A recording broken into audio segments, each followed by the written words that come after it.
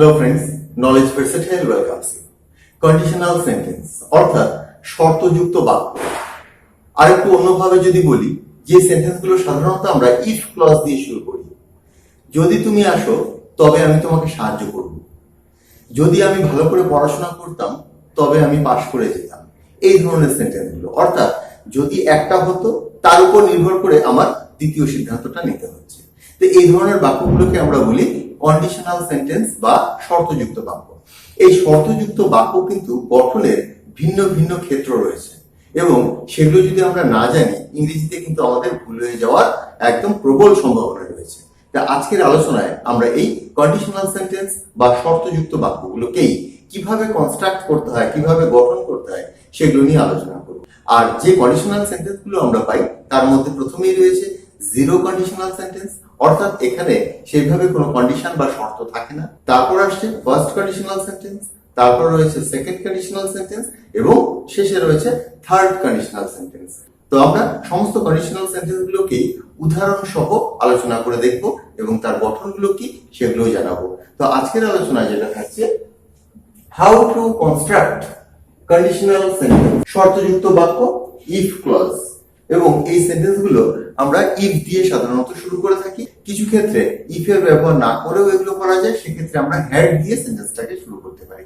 তো প্রথমেই আমরা জিরো কন্ডিশনাল সেন্টেন্স কোনগুলো এবং কোন ক্ষেত্রে প্রয়োগ হয় এবং এর গঠন কি সেগুলো একটু জেনে নিই। প্রথমে দেখো লিখেছি জিরো, অর্থাৎ জিরো কন্ডিশনাল সেন্টেন্স। আমি প্রথমে উদাহরণটা বলে দিই, তারপর এটা সম্পর্কে জানাবো। If it rains, if it rains, যদি বৃষ্টি হয়। দ্য গ্রাউন্ড গেটস ওয়েট, মাঠ ভিজে যায়। যদি বৃষ্টি হয় তবে মাঠ ভিজে যায়। তো এই ক্ষেত্রে যে শর্তটা রয়েছে বৃষ্টি হওয়ার সাথে মাঠ ভিজে যাওয়া, তো এটাকে বলে সায়েন্টিফিক ট্রুথ। ট্রুথ সব সময়ের জন্য এটা সত্য, বৈজ্ঞানিকভাবে এটা সত্য। তো যে ক্ষেত্রে দেখবে চিরন্তন সত্য, বৈজ্ঞানিকভাবে সত্য এবং সবসময় সাধারণ সেটা, অর্থাৎ একটা হলে দ্বিতীয়টা স্বাভাবিকভাবেই হয়, তো সেক্ষেত্রে আমাদের এই জিরো কন্ডিশনাল সেন্টেন্সের প্রয়োগ করতে হয়। তো এই জিরো কন্ডিশনাল সেন্টেন্সের ক্ষেত্রে আমাদের যেটা মনে রাখতে হবে সেটা হচ্ছে প্রথম এবং দ্বিতীয় দুটো বাক্যখণ্ডই আমাদেরকে কিন্তু প্রেজেন্ট ইনডেফিনিট টেন্সে রাখতে হবে, সিম্পল প্রেজেন্ট টেন্সে রাখতে হবে। আমি এখানে লিখে দিয়েছি, দেখো জিরো কন্ডিশনাল সেন্টেন্সের ক্ষেত্রে তোমার present indefinite plus present indefinite, অর্থাৎ ইফ ক্লজের সাথে তুমি যেমন প্রেজেন্ট ইনডেফিনিট টেন্স রাখবে, কমার পরও তুমি সেই প্রেজেন্ট ইনডেফিনিট টেন্সই রাখবে। যেমন এখানে দেখো if it rains, third person সিঙ্গুলারের জন্য এখানে এস বসছে এবং তারপরে যেটা রয়েছে দ্য গ্রাউন্ড গেটস, গ্রাউন্ডকে আমরা থার্ড পারসন হিসেবে নিয়েছি, সেজন্য এখানে গেটস এর ব্যবহার হয়েছে। অর্থাৎ জিরো কন্ডিশনাল সেন্টেন্স চিরন্তন সত্য, বৈজ্ঞানিক সত্য, স্বাভাবিক, সব সময়ের জন্য সত্য। সেক্ষেত্রে আমরা যে কন্ডিশনাল সেন্টেন্সের যে দুটো পার্ট রয়েছে, দুটো ক্ষেত্রেই আমরা প্রেজেন্ট ইনডেফিনিট টেন্সের ব্যবহার করব। এটাকে কিন্তু পরিষ্কারভাবে মনে রাখবে যে জিরো কন্ডিশনাল সেন্টেন্স কোথায় আমরা প্রয়োগ করি। আমরা আরো উদাহরণ দেখছি। If water is heated it boils, প্যাসিভে রয়েছে ইফ ওয়াটার ইজ হিটেড, প্যাসিভে থাক অ্যাক্টিভে থাক, আমরা কিন্তু টেন্সটার প্রতি লক্ষ্য রাখছি। ইফ ওয়াটার ইজ হিটেড, যদি জলকে গরম করা হয়, যদি জলকে তাপ দেওয়া হয় তবে কি হবে? জল ফোটে, অর্থাৎ জলকে তাপ দেওয়া হলে, পর্যাপ্ত তাপ দেওয়া হলে জল ফোটে। সেটাই এখানে বলা হয়েছে ইফ ওয়াটার ইজ হিটেড, কমা কথার অর্থ তবে ইট বয়েলস, এটা ফোটে মানে জল ফোটে। এটা চিরন্তন সত্য, সায়েন্টিফিক ফ্যাক্ট, সায়েন্টিফিক ট্রুথ। এক্ষেত্রে আমরা দুটো ক্ষেত্রেই খেয়াল করে দেখো প্রেজেন্ট ইনডেফিনিট টেন্সের ব্যবহার করেছি, যদিও প্রথম পার্টটা তোমাদের প্যাসিভে রয়েছে। If you heat ice it melts, যদি তুমি বরফকে তাপ দাও এটা গলে যায়। যদি তুমি বরফকে তাপ দাও এটা গলে যায়, স্বাভাবিক সত্য, সায়েন্টিফিক ফ্যাক্ট, ট্রুথ, সবকিছুই অ্যাপ্লিকেবল এখানে। তো দুটো পার্টই আমরা প্রেজেন্ট ইনডেফিনিট টেন্সের ব্যবহার করব। এক্ষেত্রে কিন্তু যদি তুমি তাপ দাও তবে বরফ গলে যাবে, এটা কিন্তু ঠিক হবে না। এক্ষেত্রে কিন্তু তোমরা ইফ ক্লজটাকে বাক্যের মাঝেও ব্যবহার করতে পারো, সেক্ষেত্রে বাক্যের দ্বিতীয় পার্ট যেটা সেটা শুরুতে চলে আসবে। তো আমরা জিরো কন্ডিশনাল সেন্টেন্সটা দেখে নিলাম, এবার আসছি আমরা ফার্স্ট কন্ডিশনাল সেন্টেন্সে। তো আরো একবার বলে দিই, জিরো কন্ডিশনাল সেন্টেন্সে তোমাদের দুটো পার্ট কিন্তু প্রেজেন্ট ইনডেফিনিট টেন্সেই থাকবে। এবার ফার্স্ট কন্ডিশনাল সেন্টেন্স যেটা, সেটা হচ্ছে পসিবিলিটি। রিয়েল, বাস্তব, কিন্তু এক্ষেত্রে একটা সম্ভাবনার প্রকাশ রয়েছে। প্রথম ক্ষেত্রে আমরা যেটা দেখেছিলাম যে একটা ঘটলে আর একটা ঘটবেই, এক্ষেত্রে সম্ভাবনা রয়েছে। যেমন তুমি আসলে আমি তোমাকে সাহায্য করব, তো এটা বাস্তব এবং এর সম্ভাবনা রয়েছে। তেমনও হতে পারে যে তুমি যখন এসেছো আমি তোমাকে সাহায্য করিনি, অর্থাৎ সেই জন্যই বলছি এখানে পসিবিলিটি। দেখো, if you come I shall help you, যদি তুমি আসো তবে আমি তোমাকে সাহায্য করব। প্রেজেন্ট ইনডেফিনিট আমাদের এই পার্টটা ইফ ক্লজের সাথে যে বাক্যাংশটা রয়েছে, যে ক্লজটা রয়েছে সেটা প্রেজেন্ট ইনডেফিনিট, এবং তার সাথে রয়েছে ফিউচার ইনডেফিনিট। আমাদের এই কমার পর যে পার্টটা রয়েছে সেটা হচ্ছে ফিউচার ইনডেফিনিট। দেখো, শ্যাল উইলের ব্যবহার এবং ভার্বের present form, I shall help you. তো এই ফার্স্ট কন্ডিশনাল সেন্টেন্স তোমরা কোথায় ব্যবহার করবে? যখন দেখবে যে বাস্তব এবং যার সম্ভাবনা রয়েছে। কিন্তু এটাও ঠিক, সম্ভাবনা যখন বলছি এটা নাও হতে পারে, আমি তোমাকে সাহায্য নাও করতে পারি। আর আমি এখানে লিখে দিচ্ছি, তো ইফ কথার অর্থ হচ্ছে যদি, আর কমা এই সাইনের অর্থ হচ্ছে তবে। আর এটা কোন ক্ষেত্রে তোমরা ব্যবহার করবে? এটা কিন্তু বাস্তব, রিয়েল, এবং যে ক্ষেত্রে তোমার পসিবিলিটি, সম্ভাবনা নির্দেশ করছে। আমি এর পরের এক্সাম্পলটা নিয়ে আলোচনা করছি। ইফ ইউ ডোন্ট হারি, যদি তুমি তাড়াহুড়ো না করো, যদি তুমি তাড়াতাড়ি না করো, you will miss the train, you will miss the train, তবে তুমি ট্রেনটা মিস করবে। তো এক্ষেত্রে দেখো, যদি তুমি তাড়াহুড়ো না করো তবে তুমি ট্রেনটা মিস করবে। ইফ ইউ ডোন্ট হারি এটা তোমার প্রেজেন্ট ইনডেফিনিটে রয়েছে, you will miss the train এটা তোমার ফিউচার ইনডেফিনিটে রয়েছে। কেন রয়েছে? কারণ এটা বাস্তব এবং সম্ভাবনার কথা বলছে। তো সম্ভাবনার কথাটা এই জন্য বলছি যে তুমি ট্রেনটা মিস নাও করতে পারো, হয়তো ট্রেনটা কোনো কারণে লেট আছে, কিন্তু যেটা বাস্তব সম্ভাবনা সেটার উল্লেখ যখন তুমি করবে তখন প্রেজেন্ট ইনডেফিনিটের সাথে ফিউচার ইনডেফিনিটের ব্যবহার করবে। নেক্সট আরো একটা একই example, I shall call you if I manage time. এক্ষেত্রে দেখো আমরা ইফ ক্লজটাকে বাক্যের মাঝে ব্যবহার করেছি, অর্থাৎ জাস্ট বাক্যটাকে আমি ঘুরিয়ে ব্যবহার করেছি। আই শ্যাল কল ইউ, এখানে যেটা বলেছিলাম যে ফিউচার ইনডেফিনিট পার্ট রয়েছে প্লাস দিয়ে, এখানে ফিউচার ইনডেফিনিট পার্টটা আমাদের প্রথমে চলে এসেছে, এবং ইফ ক্লজের সাথে যে পার্টটা রয়েছে সেটা আমাদের প্রেজেন্ট ইনডেফিনিটে রয়েছে। আমি তোমাকে কল করব, আমি তোমাকে ফোন করব, I shall call you if I manage time, যদি আমি সময় করে উঠতে পারি, যদি আমি সময় করে উঠি তবে আমি তোমাকে কল করব। I shall call you if I manage time, if এর সাথে সেন্টেন্স পার্টটা রয়েছে সেটা তোমার প্রেজেন্ট ইনডেফিনিট, এবং অন্য যে পার্টটা রয়েছে সেটা তোমার ফিউচার ইনডেফিনিট। এটা গেল আমাদের ফার্স্ট কন্ডিশনাল সেন্টেন্স। এবার আসছি আমরা সেকেন্ড কন্ডিশনাল সেন্টেন্স। এর আগে এক্ষেত্রে দেখো আমি রিয়েল বলেছিলাম, এবার বলবো কিন্তু আনরিয়েল, এটা imaginary.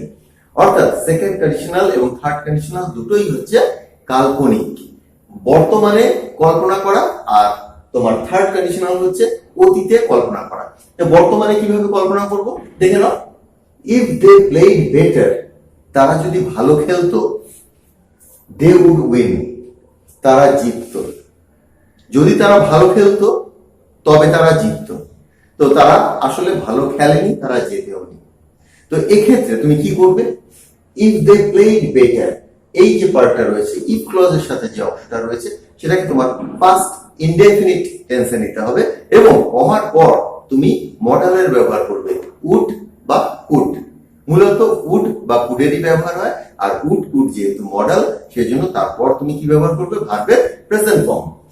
If they played better, তারা যদি ভালো খেলতো, কমা মানে তবে দে উড উইন, তারা জিতে যেত। আর এখানে আমরা যদি কুড ব্যবহার করতাম, দে কুড উইন, তারা জিততে পারত। তো আমাদের এখানে কনস্ট্রাকশন কি আছে? পাস্ট ইনডেফিনিট, অর্থাৎ ইফ ক্লজের সাথে আমরা পাস্ট ইনডেফিনিট দেব, আর তার পরবর্তী পার্টে আমরা দেব উড বা কুড এবং ভার্বের প্রেজেন্ট ফর্ম। এটা কিন্তু আনরিয়াল প্রেজেন্ট, অর্থাৎ অবাস্তব বর্তমান ঘটনা। যদি তুমি আসতে আমি তোমাকে বলতাম, এখনের কথা আর কি, যদি তুমি আমার ভিডিওটা দেখতে তবে তুমি কন্ডিশনাল সেন্টেন্সটা শিখতে পারতে। তো এই ধরনের যে সেন্টেন্স গুলো রয়েছে এগুলো হচ্ছে অবাস্তব, অর্থাৎ তুমি, আমি বলছি যখন তার মানে তুমি দেখোনি, তো অর্থাৎ বর্তমান অবাস্তব ঘটনাকে যখন বলবো তখন ইফ ক্লজের সাথে পাস্ট ইনডেফিনিট এবং তার পরের যে পার্টটা রয়েছে, কমার পরের যে পার্টটা রয়েছে, সেক্ষেত্রে তুমি সাবজেক্টের পর উড বা কুডের ব্যবহার করবে এবং ভার্বের প্রেজেন্ট ফর্ম। এবার আসছি আমরা পরবর্তী এক্সাম্পলে, ইফ আই ওয়েন্ট দেয়ার, আমি যদি সেখানে যেতাম, if I went there, if যদি আমি সেখানে যেতাম, I would meet you, I would meet you, আমি যদি সেখানে যেতাম, আমি তোমার সাক্ষাৎ করতাম, আমি তোমার সাথে সাক্ষাৎ করতে পারতাম। উড যদি বলো, আই উড মিট ইউ, আমি তোমার সাথে সাক্ষাৎ করতাম। আর আই কুড মিট ইউ, আমি তোমার সাথে সাক্ষাৎ করতে পারতাম। এবিলিটি বোঝাচ্ছে।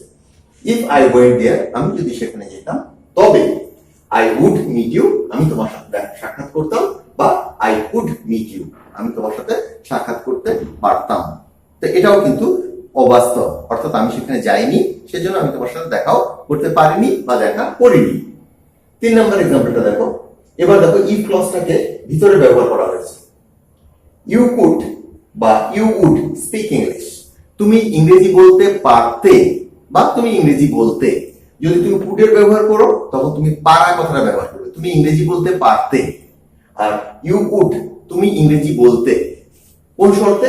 If you live in England, যদি তুমি ইংল্যান্ডে বাস করতে, যদি তুমি ইংল্যান্ডে বাস করতে। যদি তুমি ইংল্যান্ডে বাস করতে, এই ইফ ক্লজের সাথে আমরা কিন্তু পাস্ট ইনডেফিনিট ব্যবহার করেছি। If you live in England, যদি তুমি ইংল্যান্ডে বাস করতে তবে তুমি ইংরেজি বলতে, কমা দিয়ে ইউ উড স্পিক ইংলিশ, তবে তুমি ইংরেজি বলতে পারতে, you could speak in English. তো সেকেন্ড কন্ডিশনাল আমাদের ক্লিয়ার হয়ে গেল। এটা প্রেজেন্ট আনরিয়াল, আনরিয়াল কিন্তু প্রেজেন্ট। এবার আসছি আমরা থার্ড, একই জিনিস, অতীতের কথা বলবো, পাস্টের কথা বলবো। পাস্ট ইমাজিনেশন, পাস্ট আনরিয়াল, সেক্ষেত্রে আমরা থার্ড কন্ডিশনালের ব্যবহার করব। আর এই থার্ড কন্ডিশনালে আমরা কোন ধরনের সেন্টেন্স পাবো? প্রথমে সেন্টেন্সটা দেখে নিই, তারপরে কনস্ট্রাকশন দেখছি। If you had phoned me, এটাকে কলও বলতে পারতাম। যদি তুমি আমাকে কল করতে, যদি তুমি আমাকে ফোন করতে।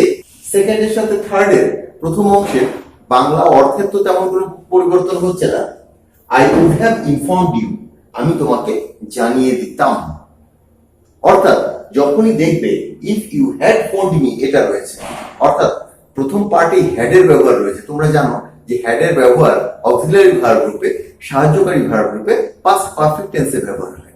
এখানে তোমার অক্সিলারি ভার্ব রূপে ব্যবহার হয়েছে, অর্থাৎ হ্যাড, তারপর ভার্বের থার্ড ফর্ম। তো এক্ষেত্রে তুমি বুঝে যাবে যে এটা থার্ড কন্ডিশনাল রয়েছে, এবং থার্ড কন্ডিশনাল যখন হয় তখন ইফ ক্লজের সাথে তোমার পাস্ট পারফেক্ট হয়, অর্থাৎ হ্যাড এবং ভার্বের থার্ড ফর্ম। এবং এর কন্ডিশনাল সেকেন্ড পার্ট যেটা রয়েছে সেক্ষেত্রে তোমরা উড হ্যাভ বা কুড হ্যাভ, উড হ্যাভ বা কুড হ্যাভ এবং ভার্বের থার্ড ফর্ম ব্যবহার করবে। If you had phoned me, I would have informed you, যদি তুমি আমাকে ফোন করতে আমি তোমাকে জানিয়ে দিতাম। এখানটা আমরা কিন্তু ইয়েস্টারডে বা এগুলো জুড়ে দিতে পারি, কিন্তু এই সেকেন্ডের ক্ষেত্রে আমরা জুড়তে পারবো না। এক্ষেত্রে বলতে পারতাম if you had phoned me yesterday, if you had phoned me in the morning, I would have informed you, আমি তোমাকে জানিয়ে দিতে পারতাম। I would have informed you, আমি তোমাকে জানিয়ে দিতাম। এর কনস্ট্রাকশনটা আমি একটু লিখে দিয়েছি, দেখো। পাস্ট পারফেক্ট, অর্থাৎ ইফ ক্লজের সাথে তুমি পাস্ট পারফেক্ট ব্যবহার করবে, এবং তোমার নেক্সট ক্লজ যেটা থাকবে সেটার সাথে তুমি উড হ্যাভ বা কুড হ্যাভ ব্যবহার করবে এবং ভার্বের থার্ড ফর্ম ব্যবহার করবে। আর মনে রাখবে এটা হচ্ছে আনরিয়াল পাস্ট, আনরিয়াল পাস্ট, অর্থাৎ পাস্ট ইমাজিনেশন। আমি সেকেন্ড সেন্টেন্সটা বলছি, একই জিনিস মনে রাখবে, অতীতের কল্পনা। আমি যদি ছোটবেলায় ভালো করে পড়াশোনা করতাম তবে আমি চাকরি পেয়ে যেতাম। তো এই যে ছোটবেলা মানে অতীতের কথা বলা হচ্ছে।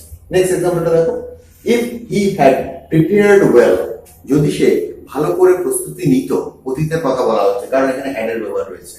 তো যদি সে ভালো করে প্রস্তুতি নিত, আবার উল্টো দিক দিয়েও বলি, তুমি ধরো অতীতের কথা যখন বলছো তো সেক্ষেত্রে কিন্তু তোমার এই হ্যাডের ব্যবহারটা রাখতে হবে।